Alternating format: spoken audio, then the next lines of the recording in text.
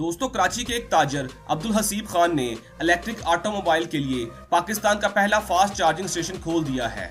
Libra charging hub station में 160 kilowatt fast charger शामिल हैं, जो कम बैटरियों के साथ हाई एंड इलेक्ट्रिक व्हीकल और चाइनीज इलेक्ट्रिक व्हीकल दोनों को दोबारा चार्ज कर सकते हैं। ये स्टेशन कराची के इलाके सदर में वाक़या है, जो कि कराची के मसरूफ तरीन अवामी इलाकों में से एक है, जहां सिर्फ 15 मिनट में तेज रफ्तार चार्जर एक कार को 0 से 80% तक चार्ज कर सकता है।